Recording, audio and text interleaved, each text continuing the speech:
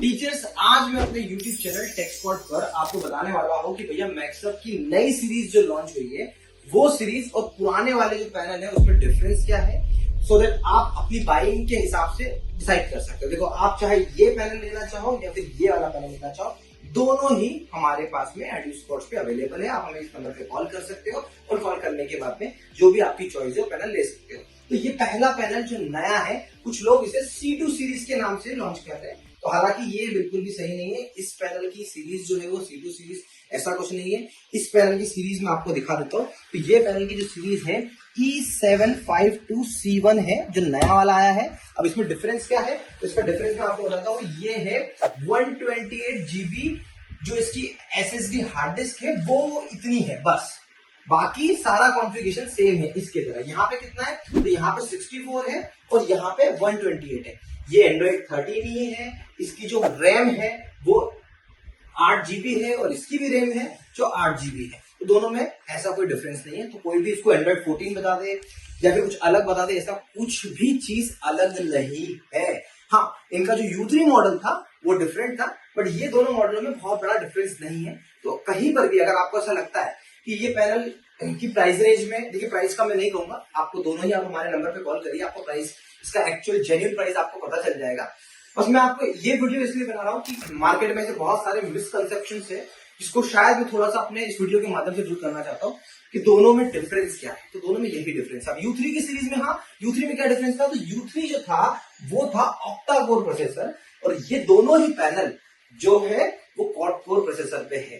तो पहले जो इस सीरीज का था वो क्या था, 4GB और 32GB के साथ।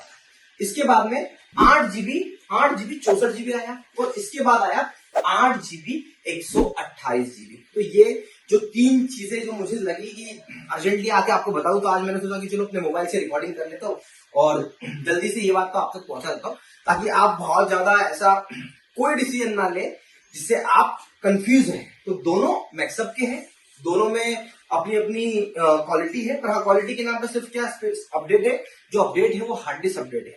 तो मतलब यहाँ पे 64GB का इंक्रीमेंट मिला है। तो अब मतलब ये हो सकता है कि यहाँ पे अगर आप सपोज 100 PPT सेव करके रख सकते थे, तो इसमें थोड़ी सी कम होगी, मतलब 60 PPT होगी। हालांकि डिजिटल बोर्ड पे मेरा अपना ये मानना है 32GB भी सफिशियंट होता था। हाँ, रैम बढ़ने से फर्क पड़ा, इसीलिए मैंने आपको बोला कि जो पुराना मैक्सअप का जो मॉडल था 432 वाला, मैंने बोला जल्दी से 864 पे शिफ्ट हो जाओ, जरूरी है। पर क्या 864 और 8128 में कोई बहुत बड़ा डिफरेंस है? डिफरेंस सिर्फ और सिर्फ स्पेस का है, उसके अलावा इन पैनल में कोई ऐसा डिफरेंस नहीं है। अपने चैनल के इस माध्यम से ये बात आप तक पहुंचाना इसलिए चाह रहा हूं क्योंकि बहुत सारी चीजें ऐसी होती है, इस पैनल इंडस्ट्री की बात करूं या हाईटेक की इंडस्ट्री की बात करूं, जो नई नई अपडेट होती रहती है। तो अपडेट क्या हुआ वो जरूरी है। क्या अपडेट सिर्फ हार्ड डिस्क हुई या अपडेट सिर्फ नाम हुआ और किसी पर्सन ने आके इसको एंड्रॉइड 14 पे खड़े होकर बता दिया कि भैया एंड्रॉइड 14? नहीं, ऐसा कुछ भी नहीं है। एंड्रॉइड 13 ही है, ये भी एंड्रॉइड 13 है। तो आपकी अपनी चॉइस है, जहां से जो बेटर प्राइस मिल जाए वो लीजिए। हार्ड डिस्क का इतना बड़ा रोल नहीं है, बट फिर भी लगता है कि 128 ही लेना है तो आप योर मोस्ट वेलकम, अवेलेबल हमारे पास में है, बल्क में अवेलेबल है। एक कॉल करिए, आपको मिल जाएगा। और मजे की बात है, अगर आप 432 वाले पे भी जाना चाहते हो तो वो भी हमारे पास में अवेलेबल है। तो मेरी कोशिश ये रहती है कि बड़ी जेन्युइन तरीके से, क्लियरिटी के साथ में आपको मैक्सअप के नए पैनल से मिला दूं या किसी भी ब्रांड के नए पैनल से मिला दूं। तो आशा करता हूँ इस वीडियो से आपको थोड़ी भी वैल्यू मिली होगी, और मिली है तो कमेंट करके बताइए, और आपका अपना क्या ओपिनियन है वो भी जरूर बताइएगा। Thank you so much for watching.